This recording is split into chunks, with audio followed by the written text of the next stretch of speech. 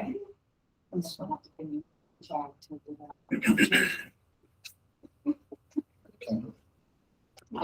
Matt, will you say something so I can check the volume? I think Tony just got here.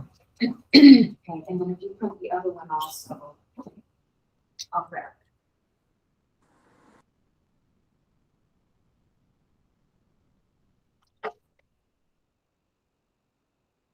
Jason, would you say something so I can check the volume? Good afternoon. All right, thank you, That sir. was good. Nice. Nicely done, Jason. Thank you. All right, I'm hoping that car that pulled up just now is Tony. I'm gonna actually wait another minute. It is before I call a meeting order.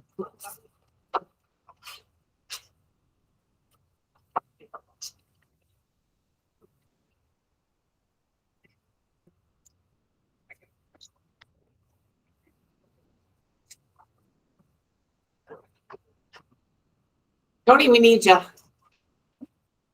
Can't have a meeting without you. Sorry.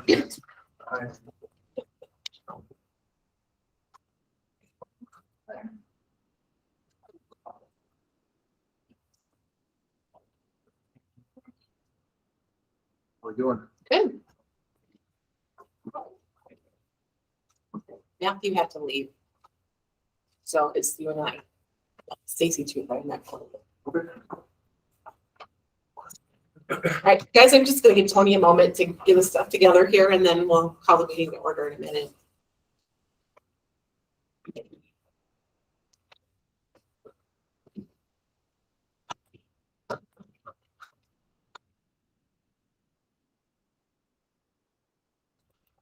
You know, Jason, you're larger than life right now, and I have to tell you that I don't know if I've ever seen that on you, but brown is a good color for you. Thank you. That's what he was going for.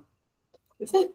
Looks good. All right, ready, Tony? Yeah. Okay. All right, guys, it is February 23rd at 5:03. I'm going to call the curriculum committee meeting to order. Our first order of business is out-of-state travel, and I believe, Lee, are you speaking to that, or who's speaking to that? Yeah. You are? I Okay. We can. So the first is a chemistry education out-of-state travel request. Actually, I believe it's out of country. Yeah, so it's sort of exciting actually. A group of our chemistry teachers, Aaron Meyer, Warren Brewer, and Adam Hall, were invited to present at the state conference for science educators in regards to sort of a way that they do and plan their lab work to make it very skill oriented. Mhm. And so they have put in a proposal to present at this international, basically national international conference that takes place over the summer, and so that's what this proposal was for them to go and present at that. Okay, and have they ever done that before? They've done, I believe they've done some, maybe some local things are in here, but never anything out like that. Okay, so we've never sent them to that convention Correct. before. Okay, At least not in the last 6 years. okay, Yeah. yeah, and they were asked to do this actually.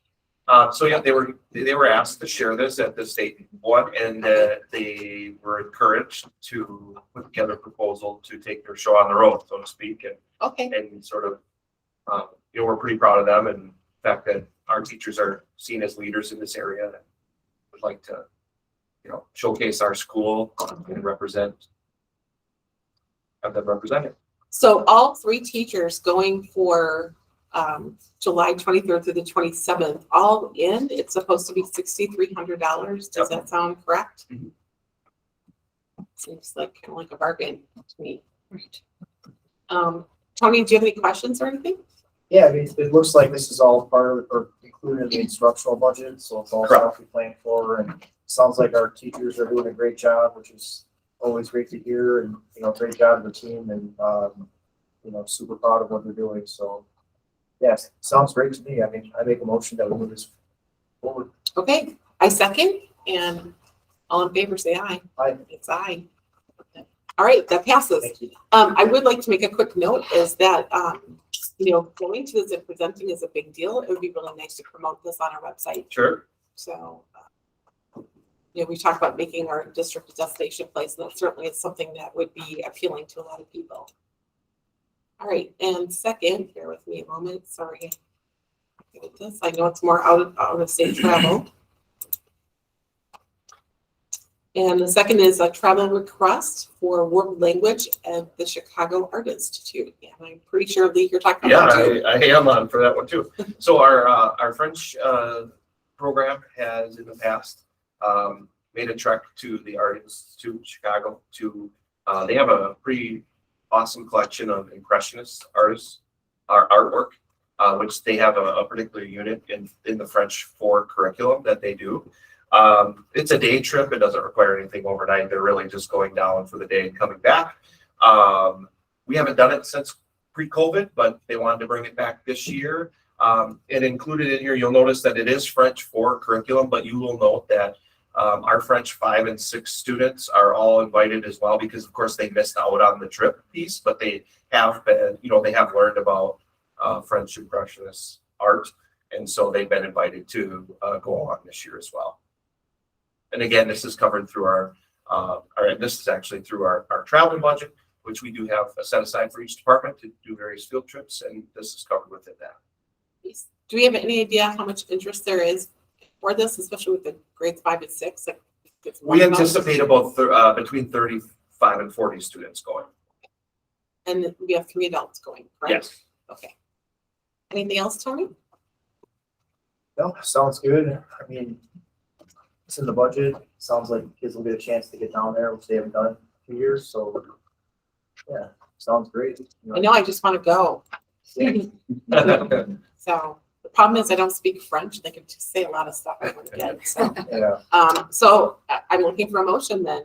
yeah, I'll make a motion. All right, I second. All in favor, say aye. Aye. Aye. All right, hearing the ayes, have it, and that too passes. The next then is another out-of-state travel proposal for the state's swim clinic. Or Central States Swim Clinic, sorry.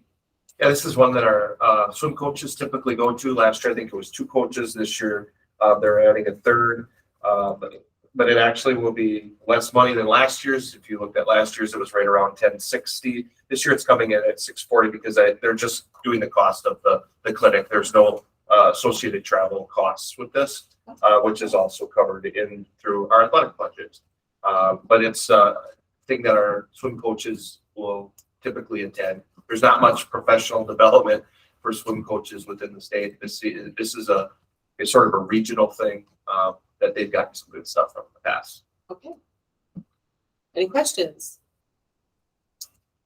I'll make the motion to move it forward. Okay, I'll second. All in favor, say aye. Aye. Aye. They're quick and easy. So this too passes. All right, next we are on to Memento. I believe we're talking to Pam next with the Achievement Gap report about Jefferson and Franklin, and I think Pam is on that, right, Pam? I'll introduce actually the 2 folks, the 2 principals from the building are going to share information about what their buildings have done. But just so the board is aware, the Achievement Gap reporting process includes a middle of the year report and then an end of the year report. And so at the end of each semester, the 2 buildings are required to give the board an update on where they're at with their objectives that they've set for the year. Okay. And focusing on trying to close achievement gaps for students. And so first up, we have Courtney DeArmond from Jefferson Elementary, and she'll give you some information about what they've been working on. And then Matt Heller will talk to you about what they've been working on at Franklin. Okay, thanks, Pam. Hi, everybody. Hi. So we have been looking with our AGR, it focuses on the areas of reading and math. And so you guys should have the report that goes into much greater detail than I'm going to go into today. But in the area of reading, we look at things like letter recognition, sounds, a PALS spelling inventory, which is kind of our kindergarten and 1st grade piece. We add in some snap words with our 1st and 2nd graders. And then we also use the Fontes and Pinnell benchmark assessment as our measurement tools. for this. And then in math, we're simply using the assessments that are part of our Bridges curriculum to gather our data points throughout this school year as students are progressing through the curriculum. So some of the highlights that we found in this first half of the year is that our kindergarten growth on letters and sounds to be considered on target for this point of the year has been really great. They moved from a starting point of 30% on target with their uppercase sounds at the start of the year, and now 62% of our kindergartners are on target at this point. So closing the gap and trying to move towards, hopefully, we can get most of them there by the end of the year. And we also started with 20% on target with the lowercase sounds, and we are also at 62% on those lowercase sounds in kindergarten right now. So some really great growth for our kindergarten students on that essential skill, knowing their sounds. In first grade, there's been also some really good growth overall in reading. We started with only 17% of our first graders proficient or advanced based on the Fontes and Pinnell reading assessment at the beginning of the year. We've moved to 23% of our first graders proficient. So not a big jump, but still closing that gap, which is the overall goal that we're hoping to see. Also in first grade, a huge celebration is on one of our very major standards. 83% of our students are proficient on addition and subtraction story problems with numbers up to 20. So that was a really great, really awesome success to see such a high number.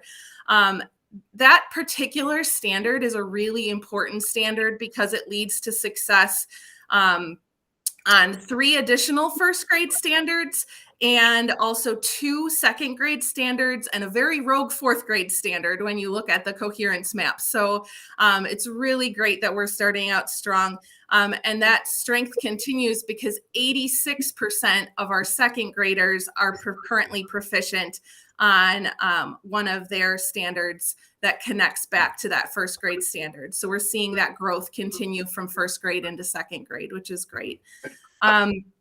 We're working toward mastery of first grade snap words with our second graders. So going back to the skills that maybe they didn't fully gain control of in first grade and looking at that, moving many of our students from below target at the beginning of the year into the proficient or approaching category. So we started with 58% of our second graders not at proficiency and being below target at the beginning of the year on those first grade snap words. And we're now at 33% of our students that are below that target. So that is good growth that we're seeing. We also are excited because we now have 5% of our second grade students who are reading above a second grade reading level, which is a really exciting thing to be seeing because we didn't have any at the beginning of the school year. So that was exciting. And then the last highlight to pull out is we're continuing to work on foundational skills with our third grade students to close those gaps that we know occurred because of COVID. Only 10% below target on knowing first grade and second grade snap words right now. At the beginning of the year, 25% of our third graders were below target on knowing those first and second grade snap words. So we've closed that up as well since the start of the year. And another exciting thing is 8% of our third graders are reading above grade level at this point in the school year. So we're excited for that. So lots of great growth both in math and in reading. Some trends that we're noticing as we kind of move along is on, there's a website called Achieve the Core, and it has a really great math coherence map. There is a strong vertical connection that we're seeing in our math standards that once students are getting into those higher levels of proficiency, we're seeing that continue from one grade level to the next grade level. Which shows that our students are retaining the skills that they are gaining and they're growing them and continuing to build on them. A trend we're also noticing, maybe not so much on the positive side, is that we're continuing to struggle in literacy and producing readers that are at grade level. So we're doing some different things to help support that. We are implementing a systematic and explicit decoding strategy with both first and second graders. And we actually just started that this last week. So we're very hopeful that that work that's in addition to our current regular curriculum will be helpful to help close some more of these gaps. We also have our teachers doing coaching cycles in both math and literacy on a very regular basis. Small group instruction has been a focus of our professional development this year. And I can attest from being in classrooms that we are seeing more small group instruction than ever before and much more focused small group instruction than ever before. So that's exciting. And then using data to identify our tier 2 interventions that need to take place. Or if we're not quite at a point in our data where we can get to an intervention space, looking at what we're doing in that tier 1 general education teaching to beef that up and do some whole class reteaching opportunities. So lots is happening, but we're definitely proud of the work that our teachers have done so far this year. We're really proud of the hard work that our students are putting in every day. And so we're very thankful that we are where we are right now. Anybody have any questions? Yeah, I have one. The small group instruction that you were referring to, you said you're seeing more of it. What is the difference between that and what we've done in the past? Like, why are you seeing more now? Teachers were expressing that they didn't necessarily feel like they had a great sense of where they should be going with students, what they should be doing with students. And so I think through our professional development, we looked a lot at goal setting. We've talked a lot about having how to regroup our kids, what discussion should look like in those groups when they're meeting with them. So I think teachers have just gained a confidence in what that space can look like. And we've given them some additional tools to work with. So, and then Courtney, what are you thinking about for, like, what are our goals for the end of the school year? Because this is our mid-year report, right? So yeah, so you can, if you actually look in the report that you have in front of you, Kathy, in the performance objective column, it's the 4th column on your chart, you'll see a growth target. Those are the end of the year goals that we're shooting for. Gotcha. Okay, thank you. Yep. Do you have anything, Tony? Yeah, thanks, Courtney. I was actually going to ask about that too. And so if I'm reading this right, that baseline, is that where we're at now, or is that where we started the year? That's where we started the year. If you go all the way over to the right-hand side to the section that says first semester progress, that's where we currently are right now. I see. Okay, all right. Thank you. Yeah, So, you're welcome. When we have the second, I'm just looking right now at 2nd grade math, and then on the right-hand side, so where we're at now, it says like OA.A.1, OA.B. Yep. What is that? Those are the 2nd grade standards for math. So Okay. OA stands for operations and algebraic thinking. NBT is numbers and base 10. Okay. So those are all the different, MD is measurement standards. All right. And then my final question, I feel like maybe I'm stupid asking this, but when we say decoding strategies, what does that look like in a classroom?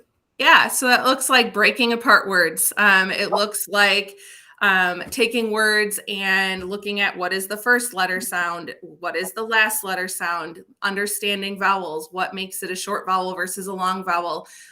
So if you have the word cat, students are recognizing the k sound, the a and the t sound, and then blending that all together to say the word cat.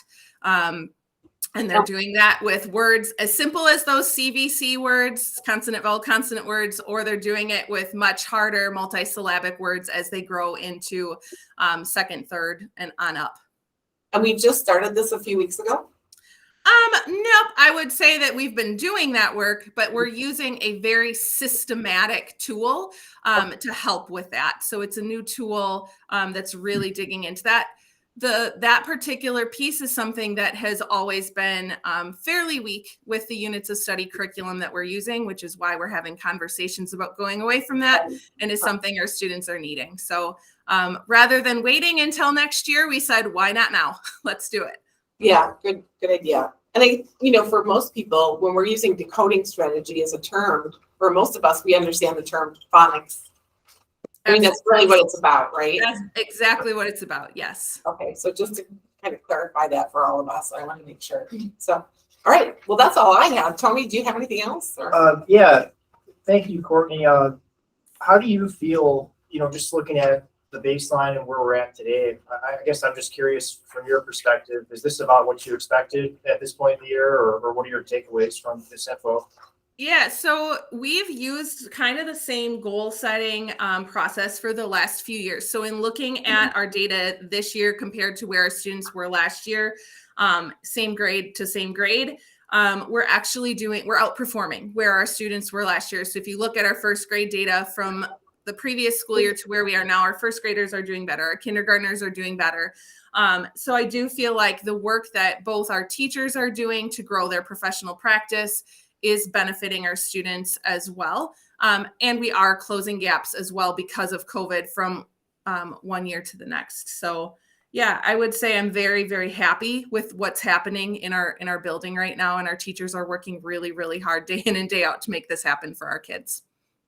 Great, thank you. And I guess the only thing I would add, and I don't know if I'm not seeing it on here, but if there were a way to compare prior years as far as just how we're doing, just to give us some sort of a benchmark going forward, that would be super helpful. At least just to see. And a chart of some sort. Yeah, I mean, this is good data, and I think it shows what we're doing this year. And I know obviously there's been challenges in recent years, but just having a year-over-year comparison would be great if we could move towards that in our. Yeah, we do have some separate documents with that information in it in building. This is the format that the state requests us to use. So that's why this is what you guys are seeing right now. Yeah. Well, thanks for that, Courtney. Thank I you. mean, You're Courtney. welcome. else, Thanks, guys. I guess we'll move on to Franklin. Thanks again, Courtney. Hi, everybody. I'm working off of my phone tonight in my rush to get out of the building last night because I commute up to Green Bay. I left my work laptop in the building because I was trying to beat the weather home. Yeah. Courtney did a very good job, though, of kind of summarizing what you guys are looking at.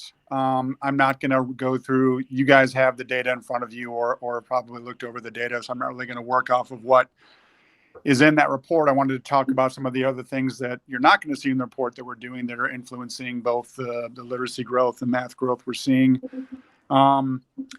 We are seeing just some general statements. The math data we're looking at, also the literacy data we're looking at.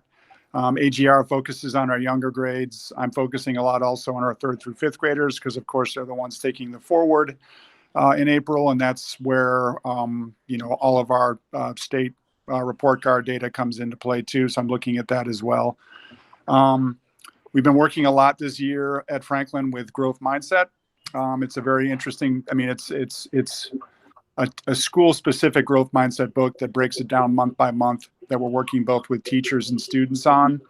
I worked with that exact book in Green Bay for 4 years with my staff and saw a lot of good growth from students. Sometimes it's not just about what they're learning, what the teachers are doing with the kids. It's also about kind of, what's happening to them outside of school, where their brains are at when it comes to the learning side of things. So I find that something like that will make a big difference as the years go by. Will make a big difference, I think, this year. We've also seen really good gains with behavior. We're on pace right now to be at about 1/3 of the total suspensions we were at last year at Franklin, which just says that our more serious behavioral incidents are down. The building is calmer, which again is going to influence instruction and make sure that the learning our kids are doing is going to show up better on these standardized tests they're going to be taking. If you remember talking about last year's report card, Franklin grew 8 points, went from meets few to meets expectations for the first time in a while. I think had either the highest or second highest growth in the elementary schools. And I think Courtney may have just beaten us if I'm not mistaken. So another year like that. And remember, last year was a year where Franklin had, no real consistent leadership. I believe there were 3 different principals.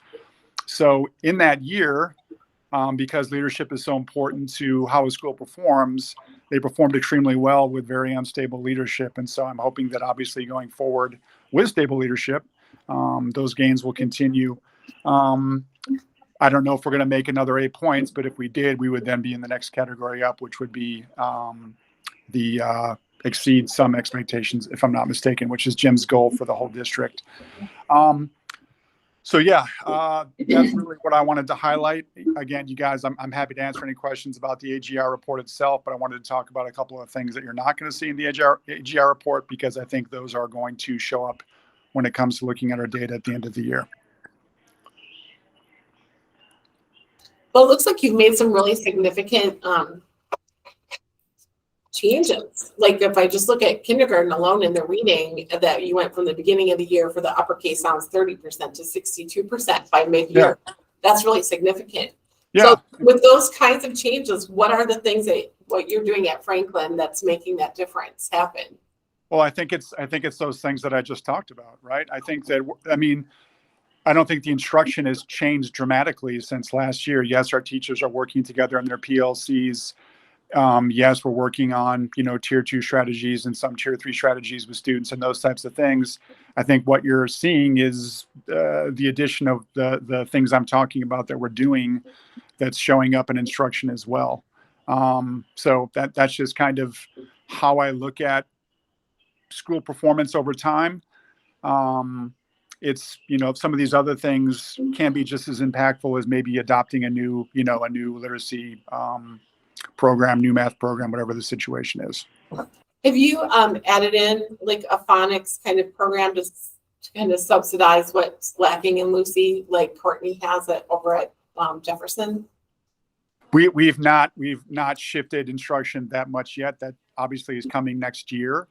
I think that our literacy instruction is still pretty much the same. We have out of 21 classroom teachers, we had 8 new teachers this year. So I'm dealing with, and like 7 of those are brand new to teaching, period. Mm-hmm.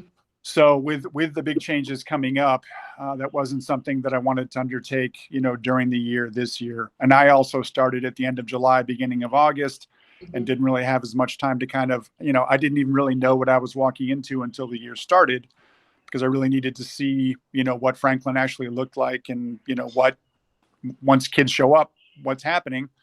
And so it's next year that we're really going to see some, I think some more changes happening, obviously with SFA, but having a better handle myself on kind of what Franklin really needs. I think we picked some good strategies, but those were based on just what I heard about from staff or what I saw on paper myself, and was not, actually seeing the school at work at all.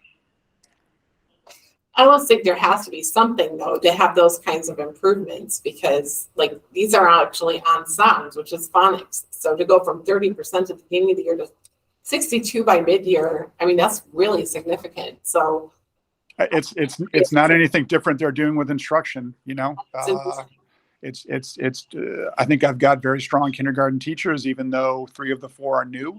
Mhm. We did have a lot of behavioral problems in kindergarten at the start of the year. I would say probably of the 4 biggest behavioral issues in the first couple months of the school year, 3 were in kindergarten. We've been able to figure out a couple of those and got them in a very different place. And again, that really impacts what's happening in those classrooms. If you've got that one kid who's out of control part of the day, that really affects the other 14, 15 kids that are in that class. So, solving some of those behavioral issues shows up in instruction. So that's kind of why I wanted to highlight that with you guys today. Yeah, thank you. I can't nod my head enough about that with behavior and how it affects learning. So yeah. Yeah. I mean, so it's not something you think of right away. It's like, well, if literacy scores or math growth are not where they need to be, well, then obviously we need to change, what we're teaching. But sometimes it's not that. Sometimes it's behavior. Sometimes it's the culture and climate of the building.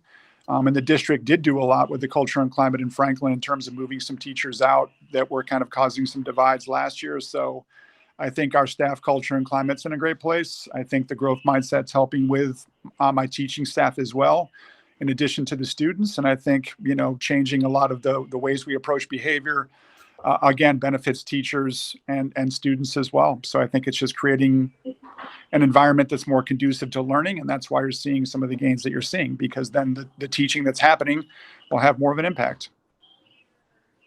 Thank you for that. You're speaking my language right now. So Well, that's good to hear.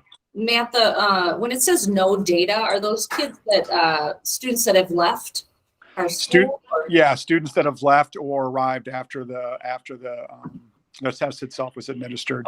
We've got pretty, I don't know the exact numbers, Under the false. but I mean, just paying attention to, we have like a new family arriving pretty much every week at Franklin. So there's a lot of mobility.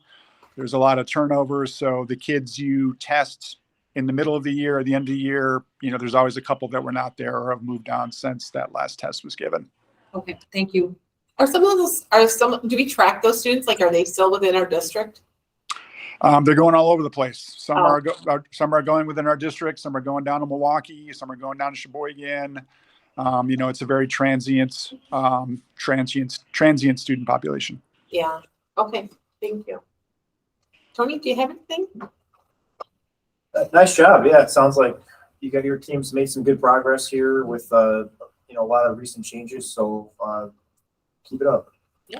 I feel good about it, and we'll see how things go. But it's been a good year so far, and I really do like the staff and students at Franklin, and feel like it's a really good fit for me. Super. Great. Well, thank you for that. Thanks, Matt. Thank you, guys. All right. Tam, is there anything you wanted to add to their report at all? No, just that they will, they have to submit their mid-year report to the state, so they'll take care of that in the next few days. And then at the end of the year, there will be another report out on how they did over the full course of the year on achieving their benchmarks. Okay, thanks. Then we're already moving on to curriculum mapping. And Jamie, are you presenting this? Or? I am. Okay. I am. Thank you. And I'm going to put that up on the screen. I'm going to leave you guys' faces that are zooming in here, but you'll be able to see the screen. And we have paper copies of this You too. do have a paper Just so you know in the folder. So one of the things that we talked about early on was the need to have a systematic review of curriculum and that adoption cycle. And what you'll see is this is going to be the adoption at a glance. Okay. Just because you review something doesn't mean you're purchasing curriculum or materials. It means you're reviewing it to see, does the material still work? How is it that we have, how have we used what we have and what gains do we get? So that return on investment. So what I've done here, Katie, I'm going to have you shift to the other page first. So here's the curriculum review. And I had help from Jason, Pam, the building principals, the leaders of each area. We went through and we looked at every single area. If they taught the class, it's on here, okay? And then we looked at when was the last time the curriculum was reviewed or there was an adoption. And so you will see that in every single area, and it goes all the way down. There's a red line that goes down that says that's when the state is going to be updating what their outcomes are, okay? So the standards. And we just put it up there for our own looking, for our own view. At the bottom, you'll see here's the curriculum, here's at a glance, ELA, math, science, and social studies. Attached to each of these in time, it's not there right now, will be an estimated cost for an adoption. Because typically you can look at ELA is going to be roughly $1 million. Mhm. Math is going to be around 800.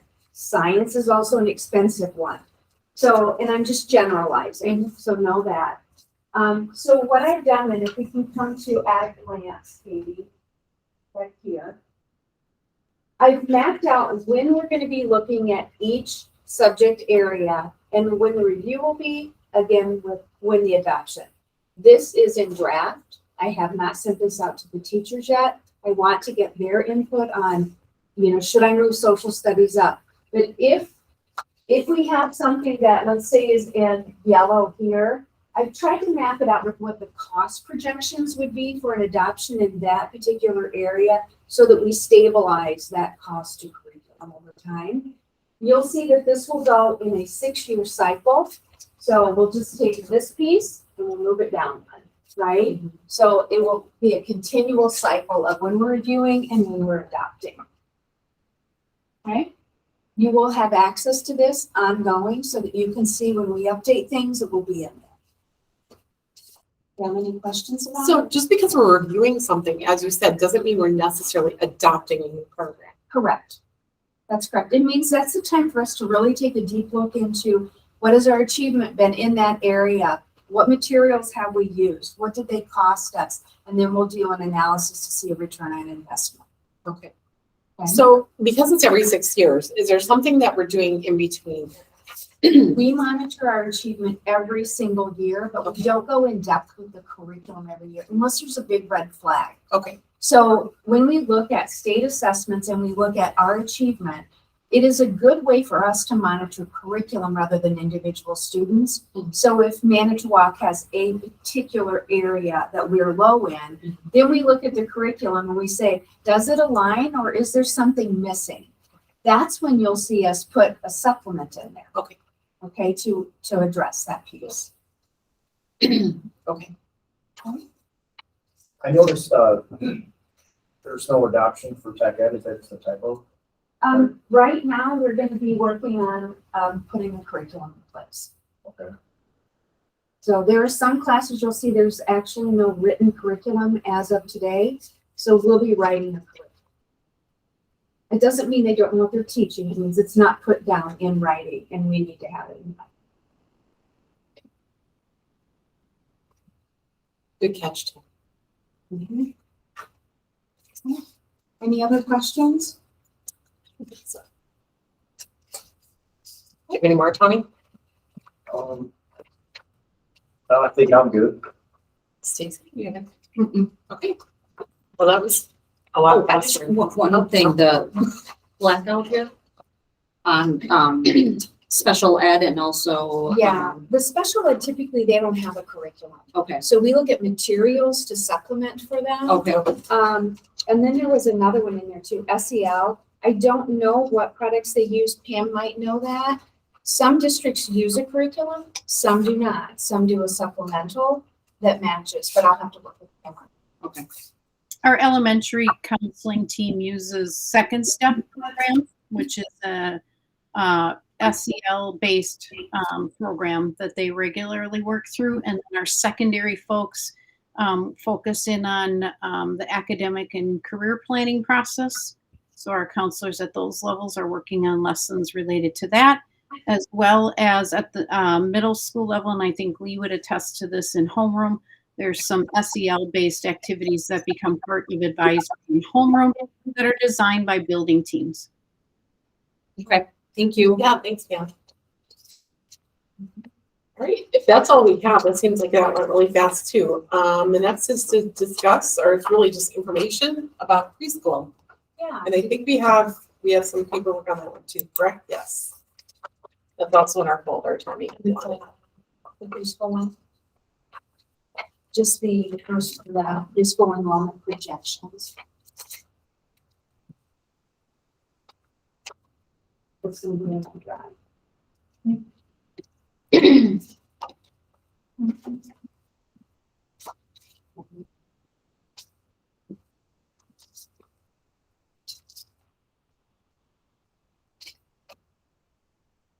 Well, she's putting it on the screen. You can see there's a preschool, you have the paper copy in front of you. Mhm. And I wanted you to see what this year looks like and then what the projection for next year is, because I've heard some rumblings about cutting back on service.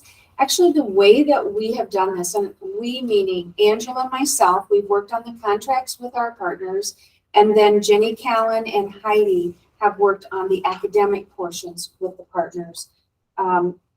We will be increasing the services that we are giving to our Manitowoc children. Mhm. And we will also be increasing the services to 3-year-old children. So how I've calculated this is I've taken every half day is how I've counted a kind of a unit, right? Okay. So if you look at the bottom, there will be 600, this year we offer 614 days of instruction for the 4K programming. Next year we'll offer 750 days for the 4K instruction. And that's being done because we're doing 5 half days rather than 4 half days. So a little more consistency, which I think is really good for young children. They need that day-to-day routine. We're going to provide that for them. For 2 classes at Riverview, we will be offering all day, every day. And those will be children of higher needs, so we can give them more instruction. The YMCA is going to offer 5 days rather than 4. You'll see that they have 80 slots that they're going to be filling. And you will see the contract behind is, this year was $399,000. Next year will be $299,000. We've worked with them to make sure that what we're paying for is for the 4K programming. And so we took things like swimming and gymnastics, and we put those in the afternoon that parents will pay for if they want the extracurriculars. Oh, okay. Okay? And I've attached the budget so that you can take a look at the work that has been done.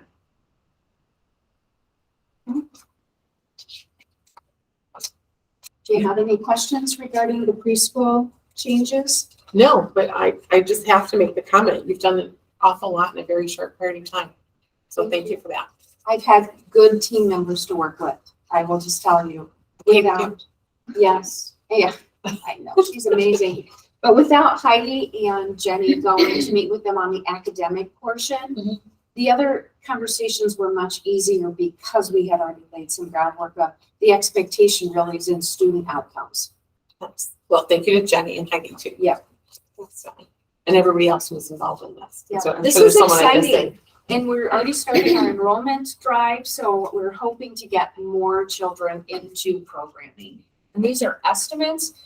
The wisest, they can take more children if they have more that apply. They'd have to add a staff member, but we are ready to renegotiate that piece if they have another classroom. Okay. So Thank you, Jamie. Is it safe to assume that, you know, these efforts, you know, getting some of the younger kids involved earlier are going to help with the preparedness once they enter the kindergarten and above stages? what we're going to do is offer more opportunity for our 3-year-olds. We're not, but you know, because we're taking the 4s out of Head Start Yeah. and placing them in, we have more opportunity for 3-year-olds that were on a waiting list before. The curriculum that we're going to use is SFA. It is a language-rich curriculum for preschool. It's play-based. So I will tell you that I think that enhancement in oral language is going to be very supportive. But there is a lot of research out there on preschool, and what people have to realize is you can infuse all you want in preschool. Over time, you have to keep putting it in. You can't just do preschool and think everything's going to level off. Right. You know, you have to keep doing that language, that oral language work with young children. So I'm super excited. I think you're going to see a huge difference in outcomes for children in this area Awesome. and for less money. Well, that's good. Yeah. That's a win-win. It really, I mean, when you think about everything that's happening, like more opportunity, more days, more consistency, a curriculum that is sound at a better price. And, you know, I guess the only other thought I would have is, you know, I would encourage us to be proactive in messaging this to the community and just letting them know of these opportunities and, you know, really tying it all together with what we're trying to accomplish with higher achievement in the long run. And, you know, I've always been a big believer in, you know, the earlier you start, the better off you're going to be. So if we could start building good habits, reinforcing them and, you know, setting them up for success, I think the likelihood of what we want to accomplish is going to be much greater. So, yeah, this is great. And I would use all the tools we have at our disposal to get the messaging out, you know, the district website, the Facebook page, and everything else, just to really tie this all together. We have some preschool open houses coming. The YMCA and Jenny in combination are holding those open houses for parents to come and see the materials that we're going to be using. And I don't know the dates of those, but I'll have to get those out. But that we've already got that on the schedule and trying to get more students in the programs. Great. So. What is the, I see on Riverview, there are two different, there's 110 and a 40. Yeah. What's the difference between those two? The 110 is the half-day students, Oh, okay, and okay, the 40 will be the full-day students. Got it. 2 classrooms. perfect. And it looks like this is gonna end up being $100,000 less, right? With the YMCA contract, yes. The Head Start contract, we will save more than. Great. That's awesome. Good job. Super. Great. Is there anything else, guys? And we want that money for curriculum materials. Right. Let me just put that in there right now. Well, I think it all goes back to what we've been talking about, right? How do we get That better cycle. return on Yeah. the budget that we have? You just gotta be wise with allocating that money, so I like what I'm hearing and keep it up. Thanks, Jamie. Okay, so we have some policy work to do that continues from the last meeting that we had. So I don't know if you had a chance, because it wasn't until this afternoon, Tony, that I sent it to you and Matthew. Jamie had given me, sent me an email, and it includes the old policy and the new policy. And the recommended changes from our directors.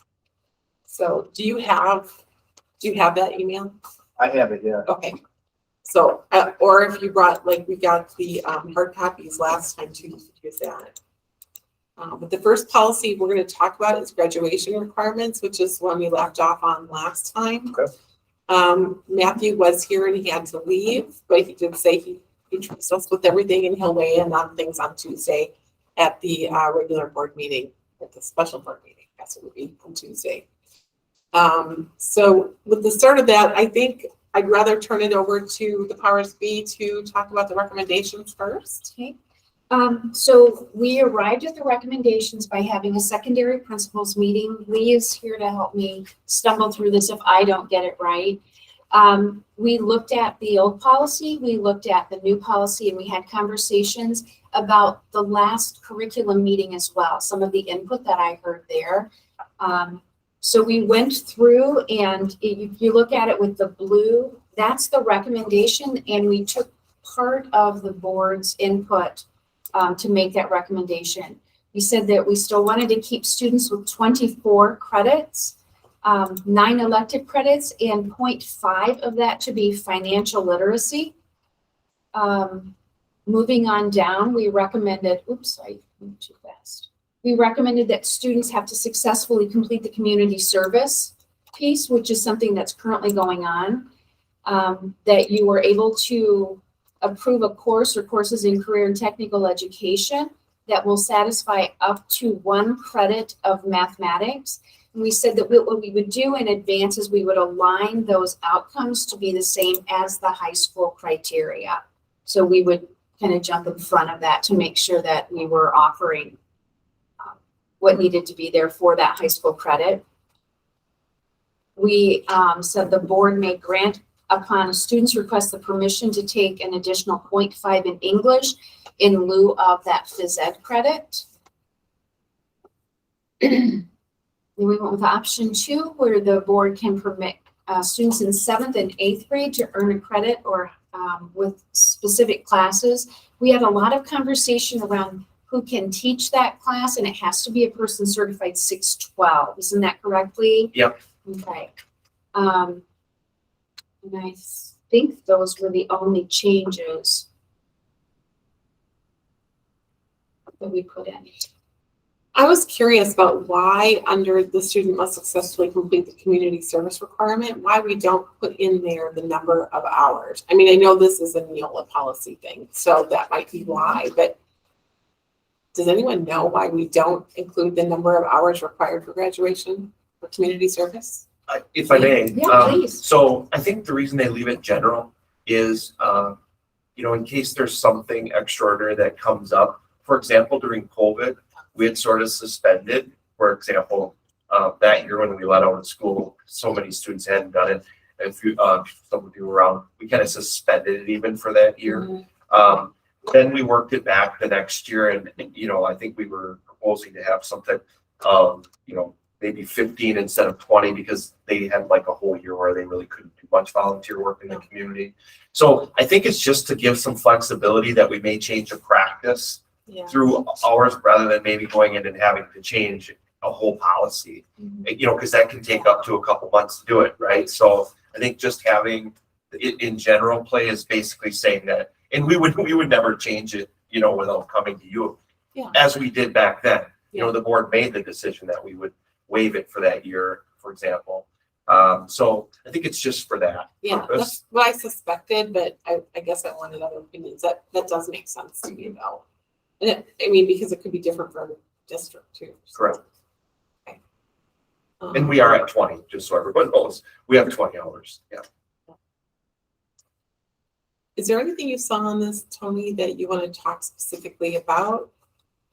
Like with their recommendations? Did you have a chance to read through this beforehand at all? You know, I just got back into town because my travel plans got all, I guess there was some storm here the other day. Was there a storm? Yeah, Oh. so Okay. I haven't had a chance to fully read through this, but I'm just skimming through the changes now for the updates. I know just the one thing that I brought up last time was the financial literacy piece. It looks like they, you They know, included had that. half credit. I guess from my perspective, I just always encourage folks to, you know, students, and really everyone to, you know, invest in themselves and become more financially literate. It's only going to help you in the long run, and it's a lifelong skill that, you know, everyone can benefit from. So, you know, I'll defer to our experts on what they believe is the appropriate amount for that. And if they think a half credit's good, I'm okay with that. But I would always encourage our students and staff to, you know, invest a little bit more time. You know, if you want to get ahead, it's going to take a little bit of effort. So, you know, that would be really the only thing from my perspective. But that I would add. Yeah, it's in there. So Lee? Yeah, if I may, just to add to that, Tony, it was, so in addition to this half credit, with our academic and career planning process, every year of that, there's like a big thing. So for example, ninth graders, they all go to a career fair that really highlights all the different careers because they're in that exploring place. Yeah. All sophomores, in fact, they just did this. We had over 40 volunteers from the chamber through businesses in the community. They come and do what's called a reality store, where the students have a career. They have then a budget that they need to live off of, and then they go station to station and make choices. And those choices impact their budget. So as an example, I had a very disappointed daughter who came home and said, after I have everything, I didn't even get a pet, and I didn't even get to go on vacation, and I only had, you know, I think she said like $172 left at the end of the month with her paycheck, right? And she's like, how am I going to do that? And I go, well, it's a process. So like we do definitely, besides this half credit that the students can take personal finance on your own or economics for, we have this built in to even our ACP process. Every kid gets in their sophomore year. And that's a real hands-on thing that they've taken. Like my daughter doesn't typically come home and talk about certain things. This one was definitely something that hit home for her, and I think it did for her friends too. So, yeah. Lee, how do you foresee the half credit? No, I'm not saying we shouldn't have it, but I'm just questioning how do you foresee the staff changes with this addition?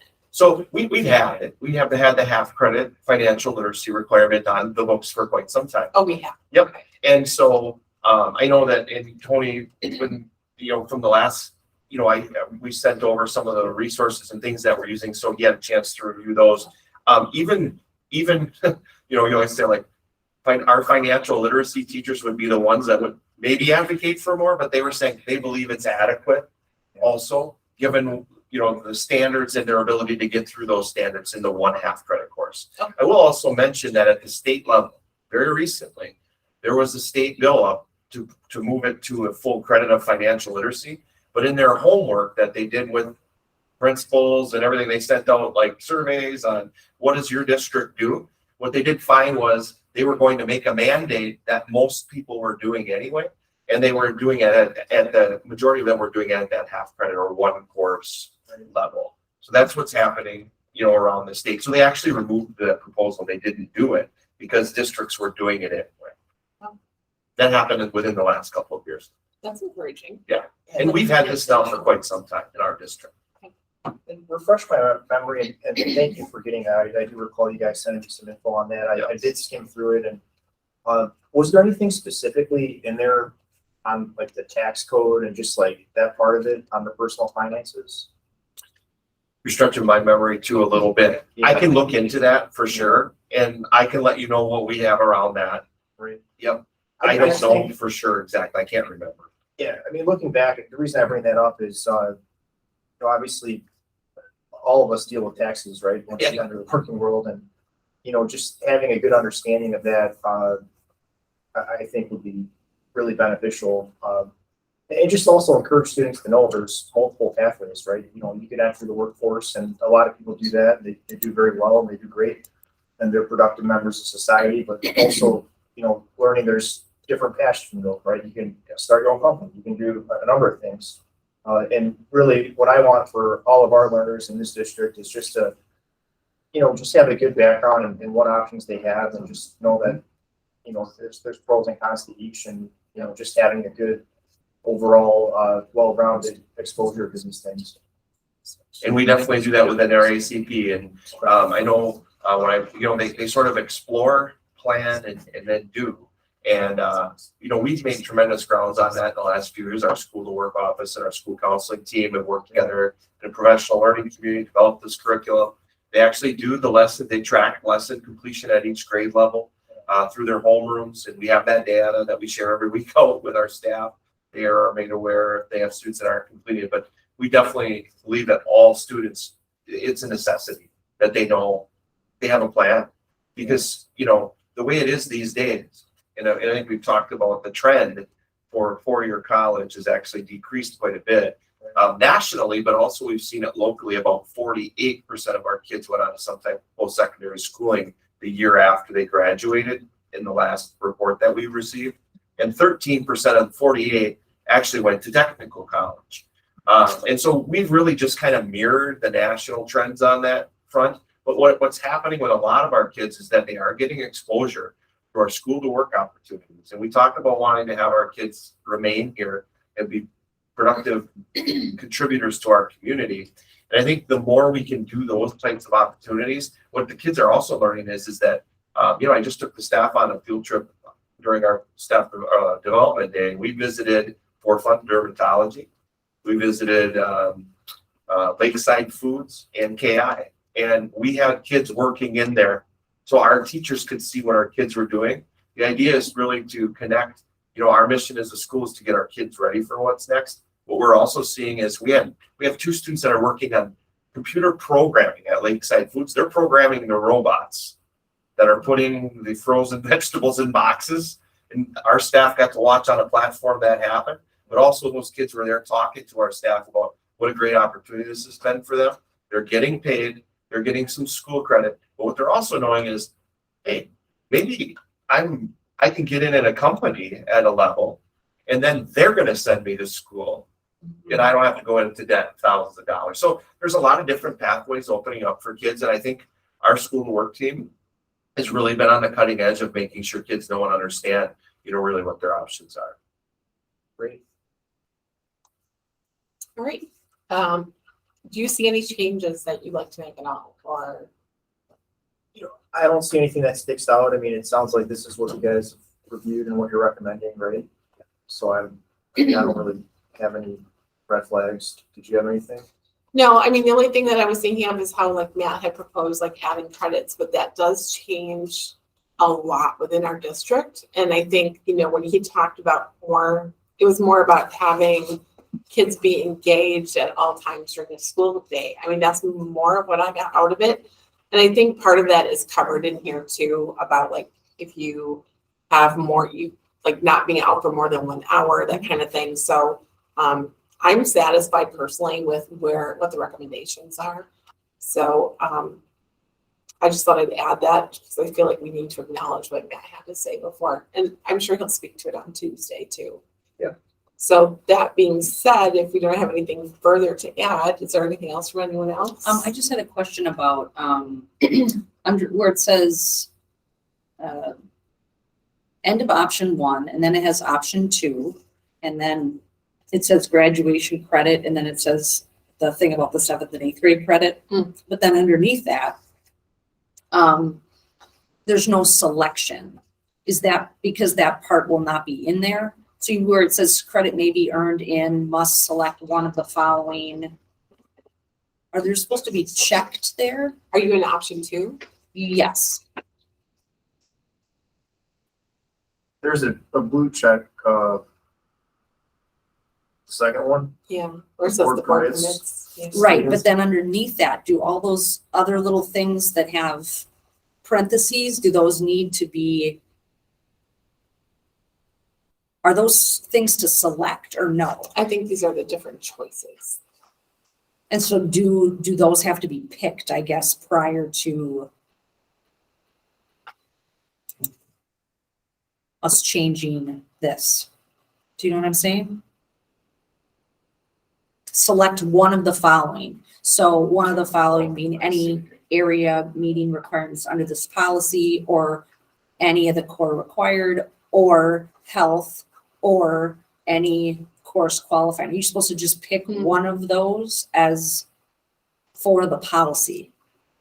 Is it, I guess what I'm wondering. Oh, I see what you're saying.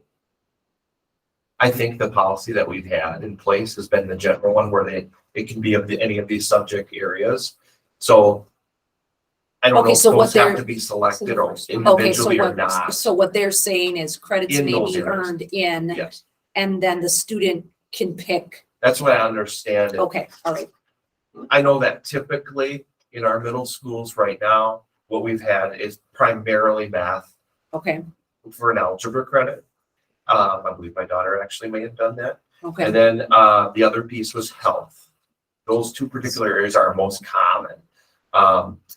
Back when the 9th grade was at the junior highs, Yes. there was some kids that would always come up to certain Sure. high school classes and stuff like that. We really don't see that with 8th graders, but within this, it's always like in writing, it's probably more broad. It gives the options in case there ever was something, but in practice, it's really just been math and health Okay. for that. Do you think we need to, in the paragraph under though, and it says the student's GPA, are we currently factoring that class into the high school GPA if it's counting as a high school credit?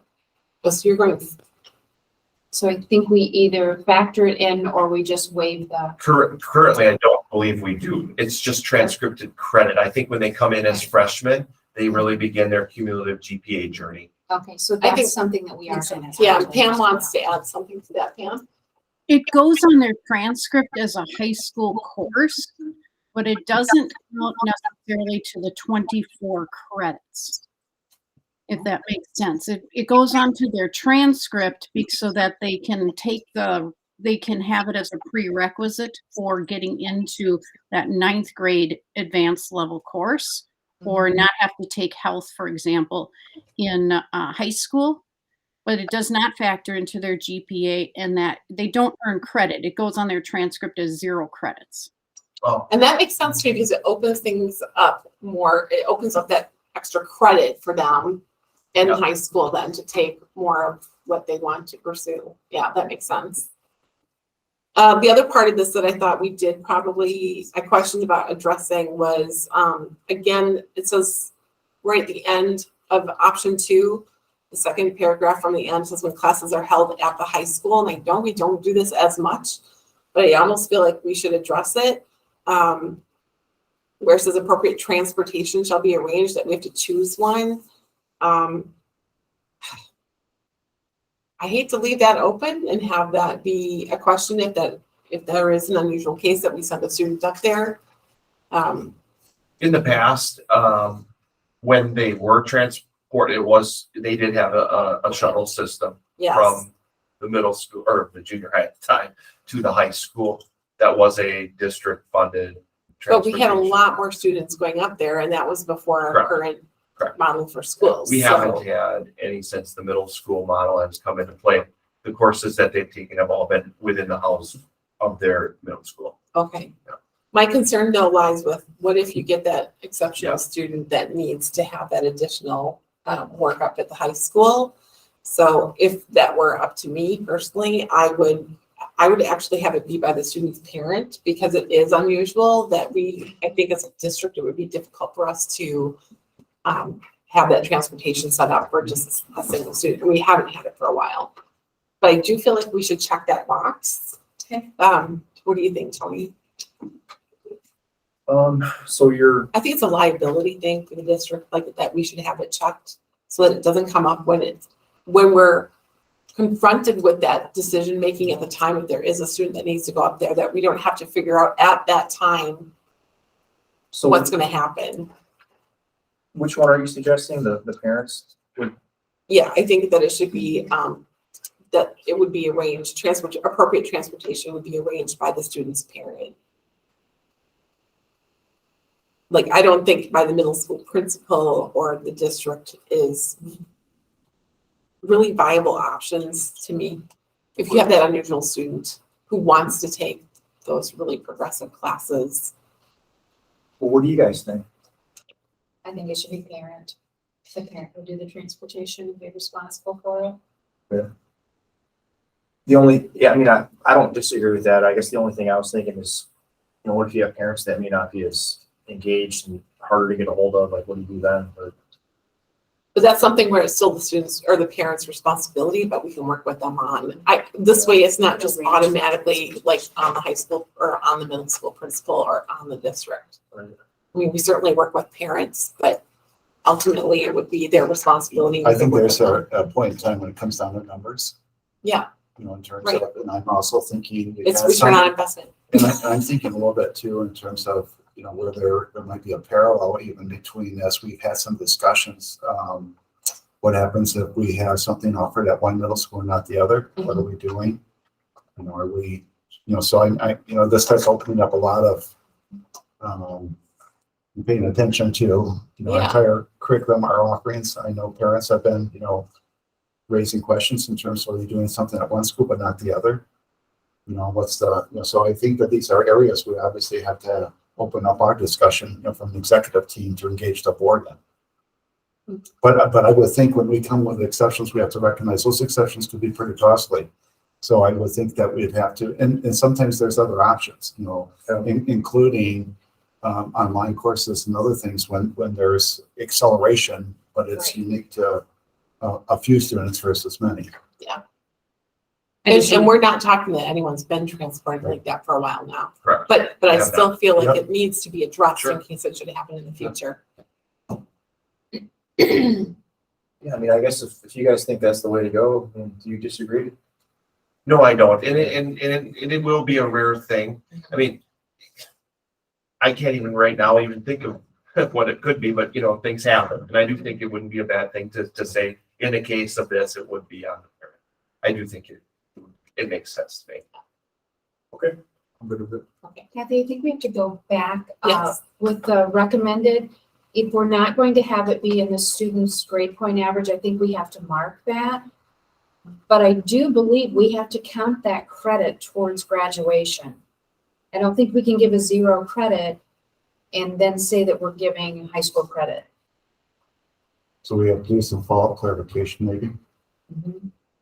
Yeah, especially if we're saying that you have to be a high school endorsed teacher in order to teach the course to give high school credit, and then we give 0 credit. That doesn't make sense to me.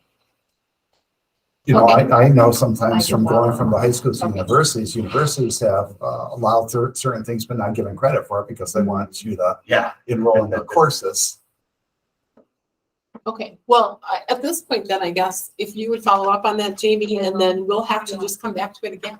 Yeah. At our next curriculum meeting. But for the most part, I think that we've pretty much gone through this now, Yeah. but we're catching the glitch, I guess. That's okay. And So we're that's also, you know, engaged in kind of our routines in terms of how do we start, you know, processing through these policies from the Right. executive team, working with Neola, make sure we have clarification on. So, Mhm. you know, this is helping us to, as we're, Yeah, the more we do it, the more we'll get better at it, yeah. So, all right, well, so with that, unless there's more that you want to add, Tony or Stacy, we can move on to the next policy, which is English language proficiency. And let's see here. I think that Pam, you looked through it and are offering some recommendations for us. So if you want to speak to that, if you wouldn't mind. Yes, I went through the policy. The state has very specific guidelines that dictate how we handle English language assessment and service. And so I went through the policy from Neola to look at that. So on the first part there, Jamie has assisted with filling in the role that will be responsible for overseeing the program. And then if you go under assessing English proficiency, those, just so that the board is aware, any student that comes into the district their family is administered a home language survey, asking them questions about the language, the prevalence of the language other than English within the home. It is a survey that the state requires us to administer, and they have developed it. We don't have a choice with how we administer it. It's consistent across the board. Mhm. So based upon responses to that, there is a student is either flagged for screening for English language development or not. And so when a student is flagged for English language screening, then they take an assessment that we are required to utilize. And that assessment then helps to determine whether or not they qualify for English language services. So they are not actually considered an EL student in our district until on that assessment, they reach a score that's under a level 6. So in that first section there, that's basically what it's talking about. I did recommend that we include bullet point C because of the fact that there are times when a student scores at a 5, which is pretty high on that initial assessment, that there are times when our staff can do some additional assessments just to determine whether or not that student actually is an English language learner and needs the services. So that's why I would recommend that the board indicate that, because it gives us the ability then to do that additional assessment. Okay. When we go down to the parent notification piece, we do have to maintain the records. We have what are called EL folders that are maintained by our case managers, and then eventually get added to the student's cumulative file if the student withdraws from the district or at the end of their EL programming. So I would recommend under parent notification that we provide that. When we look at exiting, I did make some changes to the Neola numbers because they're actually not accurate according to the state policy. So in letter A on that second part, where it says students may be identified as reaching these proficiencies by either, A should say receiving a 5 or higher. We have to exit a student who is at a level 5. So when they take the access assessments each year, that is the assessment that determines whether or not they continue to maintain their English language qualification. If they score a 5 or higher on that assessment, we must exit them. So I would recommend we change that. Again, in B, I believe that Jamie put in the role there that will provide that oversight of the reclassification piece. In number 1 under B, if a student per state guidelines, if a student reaches a 4.5 to a 4.9 on their access composite, we can look at whether or not we would want to exit them. When we do that, there's a process called a multiple indicator protocol that our district puts in place. It's based upon a state protocol. And basically what that requires our staff to do is collect evidence, portfolio evidence of the student's language proficiency, and there's a criteria by which they do that, and then also to collect some observational evidence. If based upon that, they believe that the student is eligible for reclassification, at that time, our team can do that reclassification process. So again, I would recommend that we change the language to that. In the next part, we're the following options. Again, this is pretty tight in terms of we don't have as many options as what Neola really presents here according to the state guidelines. So I would recommend that we choose that first option and indicate given the opportunity. So if a parent is concerned about the reclassification and disagrees with it, we don't have a choice but to exit the student. We cannot maintain them in the program if they're at a level 5. If they're in that 4.5 to 4.9 range, then the parent, we can have a conversation with the parent, but not if they're level 5. So I would recommend that we mark that the parent would be given an opportunity to review the assessment with the building principal and the case manager. The case manager and the building principal then in the next section just confirm the reclassification. So Pam, just for clarification, the parent then would meet with both of those people. Yeah, I think that's the best because our case managers communicate with our parents on the reclassification. And so I think having the additional support of the building principal who can help the parent understand and reinforce the fact that state policy requires us at a level 5 to exit the student from English language programming. Okay. It just, I think, helps Yeah. support. Okay. Option 2 does not really apply, or I should say that second, those bullets underneath there, those other bullets, the recommendation for additional assessment, keeping them in the programming, offering tutoring. Again, if they're at a level 5, we cannot do that because of the fact that we have to exit them from services. We can do something different in terms of their general programming, their general education programming, but not English learner programming. And then the same down, we would skip option 2. If you go down to the bottom for reentry, we again have the role that we just need to fill in there. And then just so that you're aware, our reentry process is very limited. Again, the state requires us to monitor students for 2 years. But once they are exited, the state, it would be very exceptional circumstances that we would ever move a student back into English language services. So when they're exited, they get the monitoring and the follow-up, and that really provides that 2 years of opportunity to make sure that in the general education environment, they're getting the additional support that they need. Okay, that makes sense. Just to note, there is a like a typo in here on Neola's part. So under reentry, it should say, so what the box that we actually have checked, I don't know if you guys caught that or not, so it should say, will be responsible for ensuring, not assuring. So it's currently assuring, ASSURING. Yeah, this should be ensuring. I believe that's what they meant to do. Tony, do you have anything? No, thank you, Pam. Yeah, I think it's solid. I mean, I can't see anything that we would need to change on it. I just had one question about, I think it's in paragraph 1, 2, 3, 4. Just help me understand that it seems like it would be late to identify someone March 1st. Is that what they're saying there, Pam? Where are you under like? Way at the top. So like the 1, 2, 3, 4 says the blank shall be responsible for taking account that shall be completed on or before March 1st of each school year.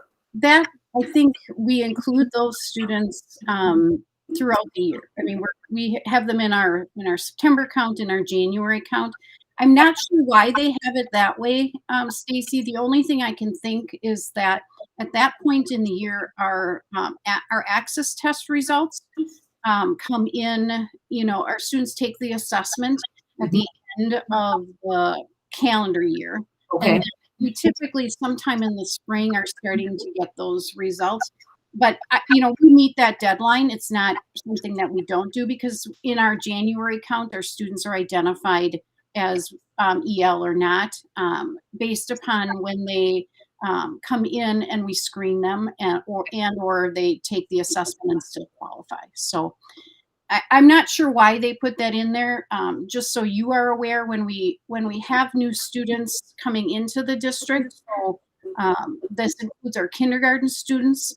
In the fall, we will screen all of our kindergarten students who flagged on the home language survey for needing that screening. And we will do that in September. So that gives us, we get 30 days at the beginning of the year to screen our kindergarten students and new students that enroll over the course of the year that flag for screening.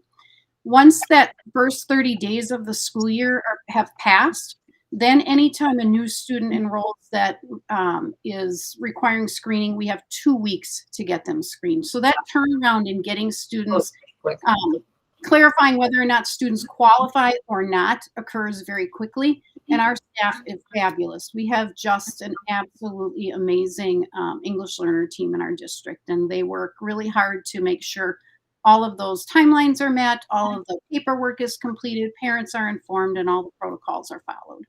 And is it rolling, Pam? So meaning if an EL student came in at the 10th grade from another country and doesn't speak any English, do we do that assessment no matter what grade they are in? Yes. Okay. We're required, yeah. And if they come in with from another district where they've already been identified, we use that data. We don't have to screen them then. We can use that data. Sometimes they come in from another state and we don't always get the records as quickly. So we sometimes screen them and then find out they were already classified as English learners in another state. So then we have to use that information if it's drawn from this access assessment, because that's the most valid. Does the parent have to consent for the test? The parent has to consent for the initial placement. So we do an initial placement notification. They can refuse services at any point, and we do have some of our families that refuse services. But because English learner identification is a federal, it's under federal law, they cannot refuse to take the assessment. So unlike the state assessment where our parents can opt out, or the English learner assessment, they cannot. So we have parents that refuse services, and our team just monitors the students, but don't provide direct service to the students. But we do assess them annually. Okay, thank you. Mm-hmm. So with that very paragraph, though, we do need to fill in the blank. So will that be pupils? We're gonna put a superintendent or designee, Oh, okay. and that way Jim can pick. Okay. So did you catch that, Tony? Yeah. Okay. All right. Is there anything that we need to talk about further, or any changes that you would like to make, Tony, or suggestions? I'll defer back to Jim and Jamie Okay. and Pam and Glover. I mean, this to me seems, I don't see any like red flags on my end. Pretty contract. I would say the same thing. So is there anything that anyone else would like to add? No? Okay. All right, with that, then I would seek a motion to accept the policy 2260.02, which is English language proficiency, as recommended by our district administration. I'll make the motion. Okay, I'll second. All in favor, say aye. Aye. Aye. And with that, this will move forward then for Tuesday for the full board to review. All right. And I believe we are at the end of our evening, so I will seek a motion unless there's something else. Jeff? Just clarification on when we said Tuesday, we'd be bringing the policy at the regular board meeting, not at the special. Oh, that's right, because Okay, sorry. Just to make. Yes, no, you are correct. I forgot. We have a certain agenda for on Tuesday. So yeah, at the next regular board meeting. Thank you. All right. So with that, I'll seek a motion to adjourn. I'll make the motion. I'll make it too. I'll second it. All in favor, say aye. Aye. Aye. Thank you, everyone, for all your work. We got through a lot today in less than an hour and a half. That's good. Thanks, guys. Thank you. I'm just looking at it. Thanks, guys. Is the recording Travel up yet? safely back here, whenever that is. So. what we were- I was just gonna say,